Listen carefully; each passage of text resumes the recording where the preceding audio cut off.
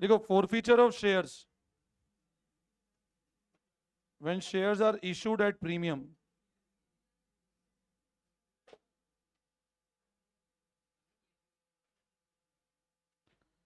Heading लगाओ next, forfeiture of share when shares are issued at premium. बातें नहीं। अब देखो, अभी तक जो हमने केसेस किए थे ना, वो forfeiture वाले केसेस किए थे, बट वहां पे शेयर इशू किस पे होते थे? पार पे। अब हम लोग डिस्कस कर रहे हैं forfeiture of share, but share issue किस पे की हमने? प्रीमियम पे। ध्यान दो, अब जो टॉपिक हम लोग डिस्कस कर रहे हैं वो ये है कि फॉरफिट हुए शेयर्स जब शेयर इशू किस पे किए हमने? प्रीमियम पे। मतलब ओरिजिनली शेयर को प्रीमियम पे इशू किया, और उस केस में फॉरफीचर ऑफ शेयर की एंट्री हम लोग डिस्कस कर रहे हैं। ठीक है, तो लिखो आप, लिखो फॉलोइंग कैन बी सिचुएशन।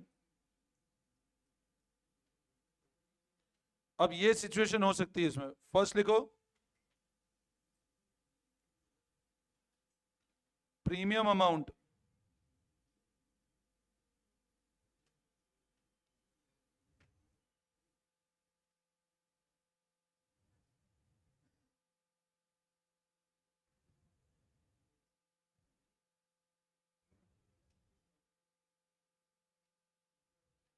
लिखो फटाफट, बातें नहीं।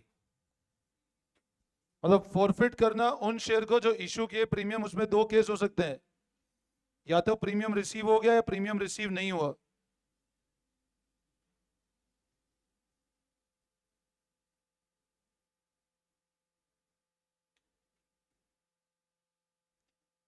मतलब फॉरफीचर उन शेयर्स का which are issued at premium, तो in that case there can be two situation, premium amount आ गया या प्रीमियम नहीं आया।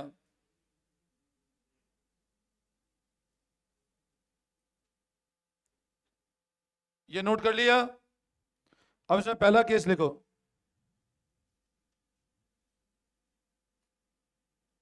When premium amount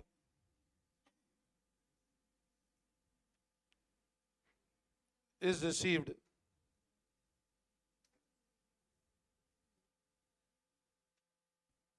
when premium amount is received,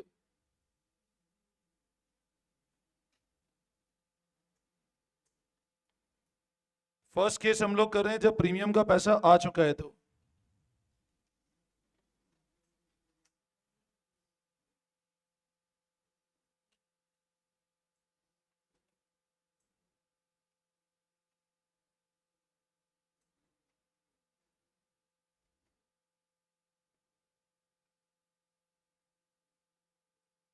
ठीक है, अब ध्यान देंगे। अगर मैं फर्स्ट वाले केस की बात करता हूं जब प्रीमियम का पैसा आ चुका है, सब लोग ध्यान से सुनना, मैं फर्स्ट वाले केस की बात कर रहा हूं जब प्रीमियम का पैसा आ चुका है। मेरी बात फिर सुनना। केस नंबर 1 हम डिस्कस कर रहे हैं when premium amount has been receive. अब यहां पर पता है एक चीज ध्यान रखना, अगर प्रीमियम का अमाउंट रिसीव हो गया, अगर प्रीमियम का अमाउंट रिसीव हो गया, तो ऑलवेज रिमेंबर, प्रीमियम अगर एक बार रिसीव हो जाता है, जैसे मान लो, अज्यूम करो 10 रुपए का शेयर कंपनी ने इशू किया था 12 रुपए पे, 10 का शेयर कितने पे इशू किया था? कितना प्रीमियम था? 2 रुपए। सब लोग प्लीज इधर ध्यान देना। अज्यूम करो 10 का शेयर कंपनी ने इशू किया था 12 पे, प्रीमियम कितने रुपए का था? अब मान लो ब्रेकअप इस तरह से था, लेट्स से ये ब्रेकअप था। अब मान लो यहां तक अमाउंट रिसीव हो गया, और ये कॉल करवाया और ये कॉल नहीं दिया। मेरी बात फिर सुनना, 10 का शेयर था, इशू किया था 12 पे, सिचुएशन 3 रुपए एप्लीकेशन था, 5 रुपए अलॉटमेंट था, 4 रुपए फर्स्ट कॉल था। आपको क्या हुआ, अज्यूम करो यहां तक पैसा आ चुका था, और ये 4 रुपए हमने मंगवाए, सामने वाले ने पे नहीं किया। अब मेरे को बताओ what is your called up value, कितना होगा बोलो called up value. Called up value आप क्या बोलोगे? मैं बोलता हूँ what is your paid up value. अच्छा कॉल्ड अप वैल्यू 10 होगी, 3 3 6 और 4 10। पेड अप कितना होगा? आप बोलोगे सर 3 रुपए ये और 3 रुपए ये, पेड अप कितना है? अब देखा जाए तो सामने ने टोटल पे किया कितना है? 8 रुपए का पेमेंट किया है। सामने वाले बंदे ने टोटल हमको 8 रुपए का पेमेंट किया है, बट हम बोल रहे हैं पेड अप कितना है सिर्फ। फॉरफिट हमेशा ध्यान रखना, premium amount is never transfer to share forfeit account. जो प्रीमियम मेरे को रिसीव हुआ वो प्रीमियम का ट्रीटमेंट बिल्कुल अलग होगा। जो प्रीमियम आया ना, कितने रुपए प्रीमियम आया बताओ? ये 2 रुपए जो प्रीमियम आया, एक बार आने के बाद आप इसको फॉरफिट कर नहीं सकते हो। अब सवाल सर फॉरफिट नहीं करने रिफंड होगा? रिफंड भी नहीं कर सकते।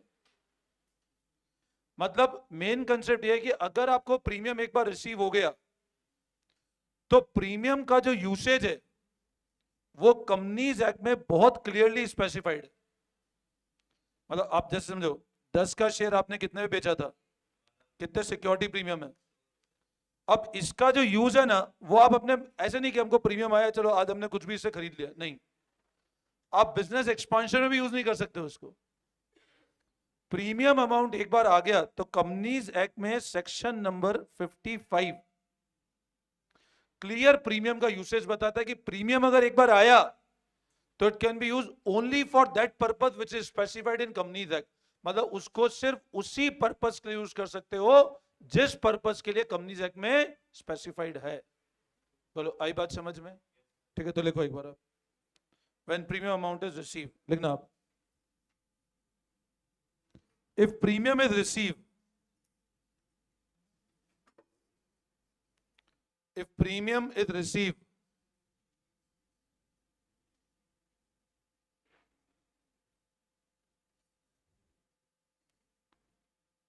then amount once received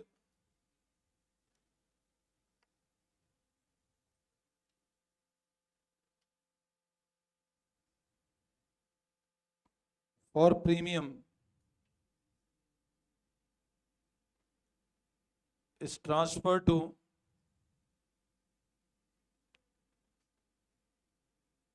security premium account and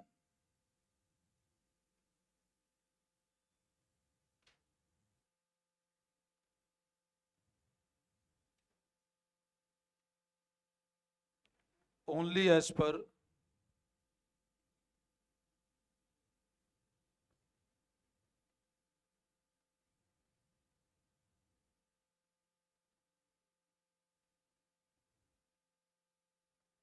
premium अगर एक बार रिसीव हो गया तो यूज सिर्फ सेक्शन 55 के हिसाब से होगा of companies act.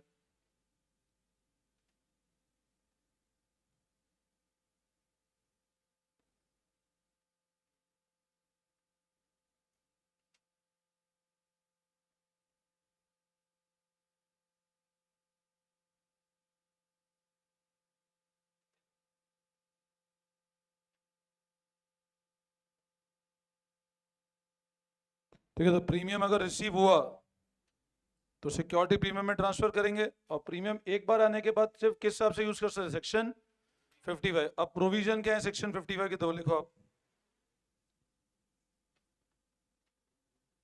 Provision of section 55। ये बहुत इंपॉर्टेंट है थ्योरी के लिए।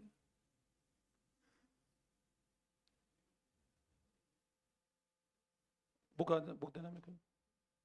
अच्छा ठीक है।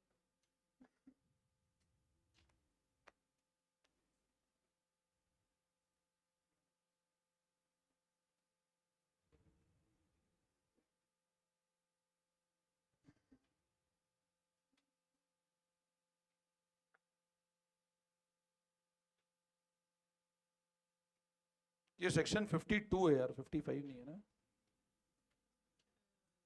52 है ना ये?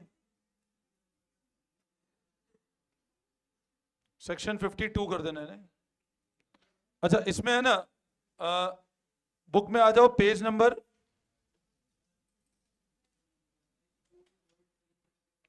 8.27। बुक में आ जाओ पेज नंबर 8.27।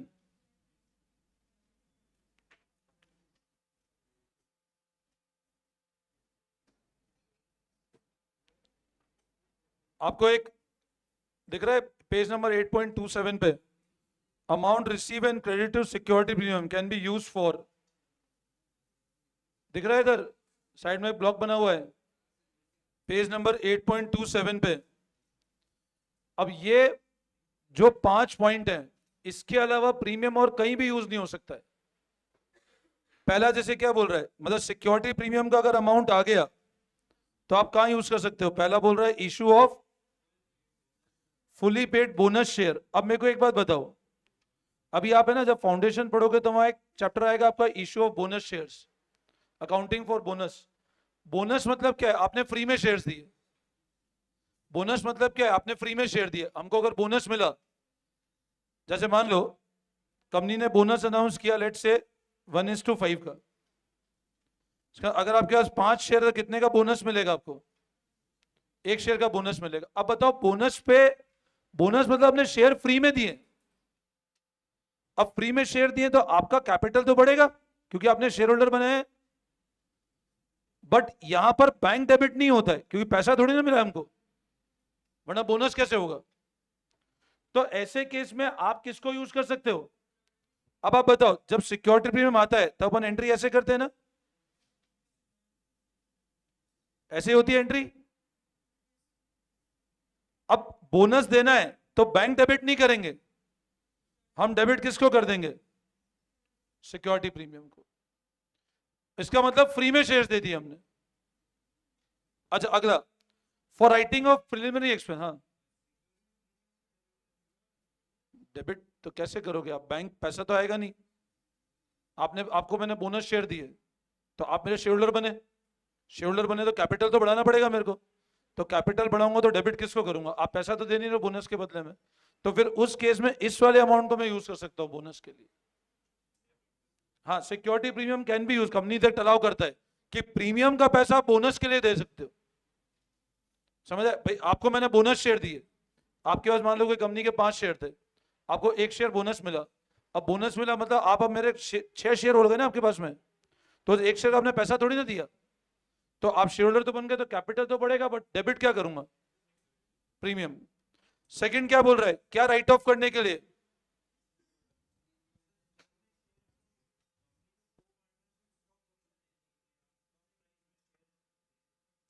अब देखो ध्यान दो। तो इस केस में आप फुली पेड बोनस के लिए प्रीमियम यूज कर सकते हो। सेकंड ध्यान दो, प्रिलिमिनरी एक्सपेंस को राइट ऑफ करने के लिए। अब बताओ एक्सपेंस को जनरली राइट ऑफ पीएनएल से करते हैं, बट एक एक्सपेंस ऐसा है जिसको प्रिलिमिनरी। प्रिलिमिनरी मतलब जब कंपनी स्टार्ट हुई उसके पहले के कुछ खर्चे हो गए। तो मान लो कंपनी की फॉर्मेशन की डेट अलग है और फॉर्मेशन के पहले ही खर्चा हो, उसको राइट ऑफ करने के लिए आप सिक्योरिटी प्रीमियम यूज कर सकते हो। अगला, फॉर राइटिंग ऑफ एक्सपेंस और कमीशन पेड और discount allowed on issue of shares और डिबेंचर। शेयर पर डिस्काउंट होता ही नहीं है, डिस्काउंट अगर डिबेंचर पे दिया, आपको ध्यान है अपन डिबेंचर में ऐसे एंट्री करते थे, डिस्काउंट टू परसेंटेज डिबेंचर, ऐसी एंट्रीज ध्यान है। अब ये डिस्काउंट को जनरली राइट ऑफ कहां से करते हैं अपन लोग, लेकिन ये बोल रहा है अगर सिक्योरिटी प्रीमियम बैलेंस पड़ा है तो उसको उसको यूज कर लो राइट ऑफ करने के लिए। Providing for premium payable on redemption of debenture और प्रेफरेंस शेयर। मतलब आपको मान लो 100 का डिबेंचर है, 110 पे रिडीम करना है, तो आप कितना प्रीमियम दे रहे हो। अब वो 10 जो प्रीमियम दे रहे हो आपकी तो कॉस्ट है ना, तो वो जो कॉस्ट है उसको आप चार्ज कहां से कर सकते हो, सिक्योरिटी प्रीमियम। अगर मतलब प्रायोरिटी सिक्योरिटी प्रीमियम है। अब यहां पे पता है एक पॉइंट समझना, मान लो प्रिलिमिनरी एक्सपेंस का अमाउंट है लेट से 50,000 का। अगर आप बताओ आपने पे किया, आप एंट्री कैसे करोगे,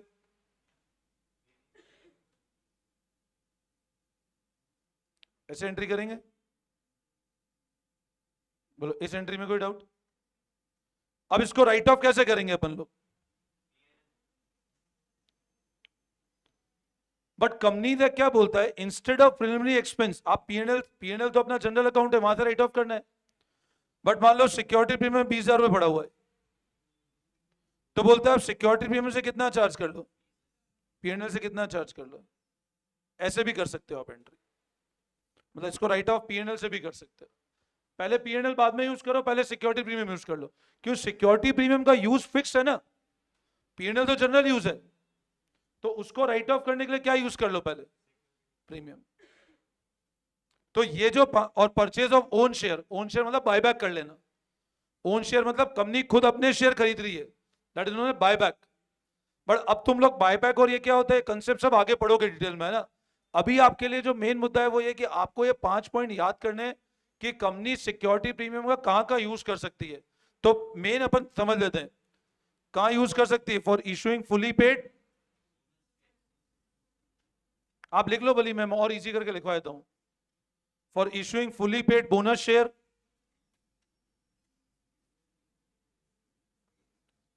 right of preliminary expense,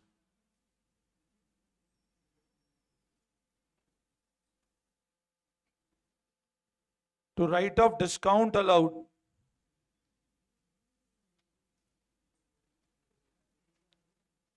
on issue of debenture, share नहीं लिख रहा हूं मैं ना, क्योंकि शेयर तो डिस्काउंट होता ही नहीं अब।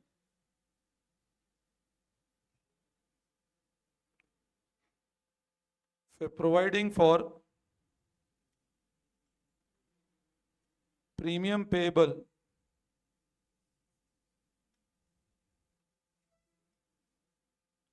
on redemption of debenture or preference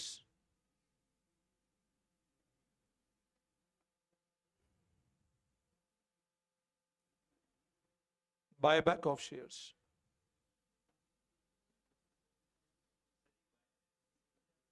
buyback जरूरत ही नहीं है, रट लो ये पॉइंट। बायबैक अकाउंटिंग समझोगे तभी समझ आएगा ना।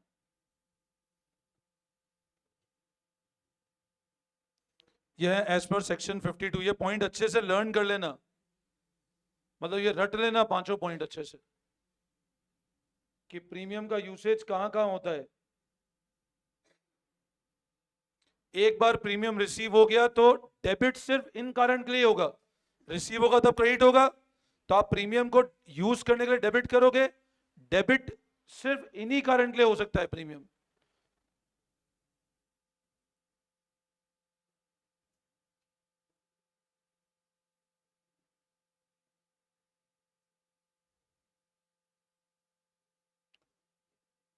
और एक नोट कर लेना, नीचे लिखना, अमाउंट ऑफ प्रीमियम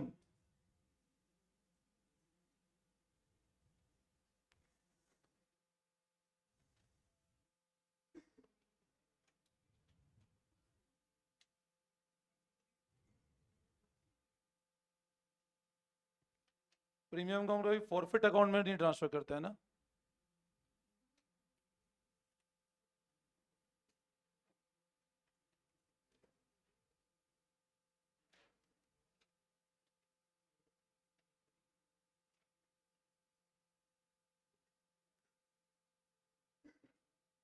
अच्छा, उस दिन वाले क्वेश्चन होमवर्क कर लिए थे क्या, कोई डाउट है उसमें? मैंने आपको कुछ क्वेश्चन दिए थे ना होमवर्क, उसमें कोई डाउट है क्या जो होमवर्क दिया था उसमें?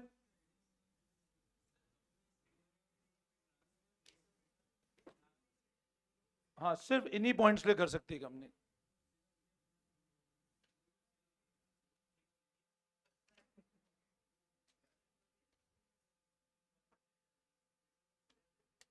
बचेगा तो कैरी फॉरवर्ड हो जाएगा, है ना।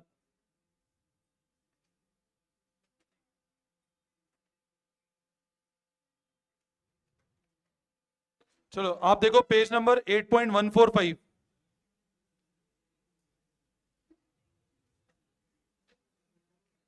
Question number 83। देखो ध्यान दो, पेज नंबर 8.145 पे क्वेश्चन नंबर 83।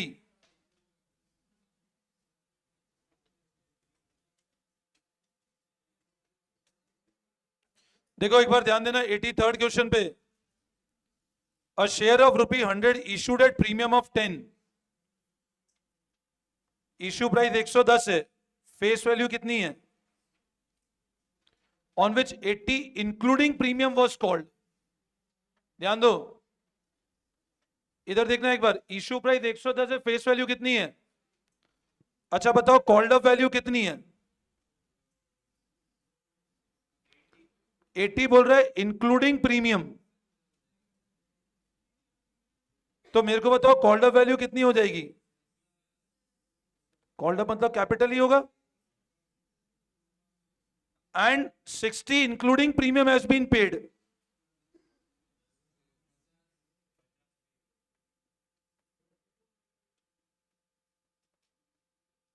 ₹50।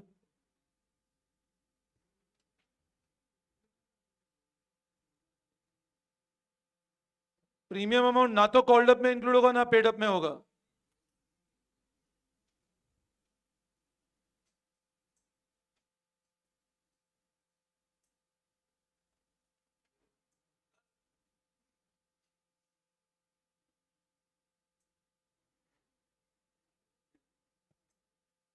हो गया?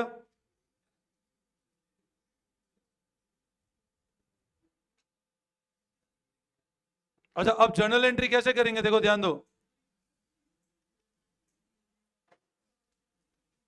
देखो प्रीमियम का अमाउंट रिसीव हुआ कि नहीं हुआ वो चेक करो। प्रीमियम का अमाउंट रिसीव हुआ कि नहीं हुआ? हो गया प्रीमियम रिसीव।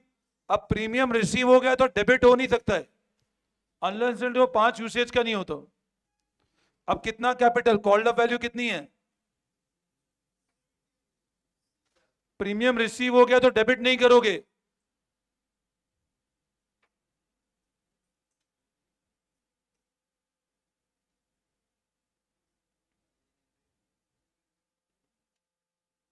अच्छा फॉरफिट कितना हो जाएगा बताओ? कैपिटल वाला अमाउंट फॉरफिट हो जाएगा और एरियर कितना है? तो general entry for forfeiture of share. ₹100 ये कॉल्ड अप वैल्यू,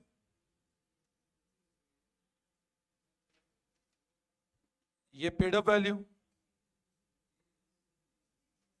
और ये नॉट पेड वैल्यू।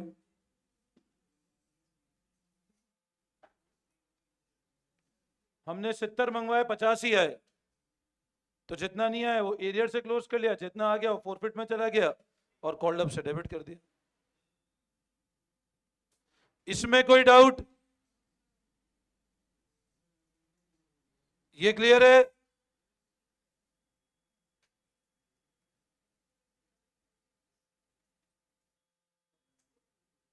आगे बोल रहे हैं दीज शेयर वॉज आफ्टरवर्ड री इशू फुल्ली पेड फॉर 70। री इशू किया फुल्ली पेड, बट फॉर कितना? Fully paid for 70। तो आए कितने रुपए? 70 रुपए आए। तो लिखो नेक्स्ट एंट्री।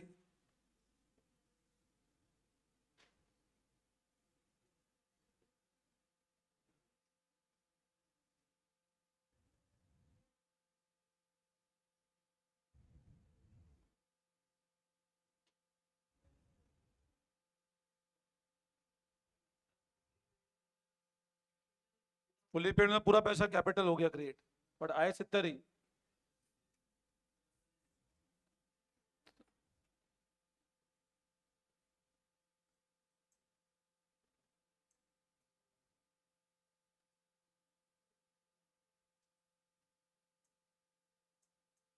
अब बताओ 50 आए थे, डिस्काउंट कितना दिया, कितना प्रॉफिट हुआ?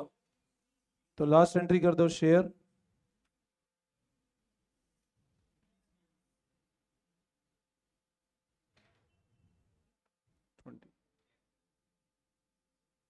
प्रॉफिट 20 का हुआ, मतलब प्रीमियम अगर आ गया तो डेबिट नहीं करना है अपने को, ये ध्यान रखना।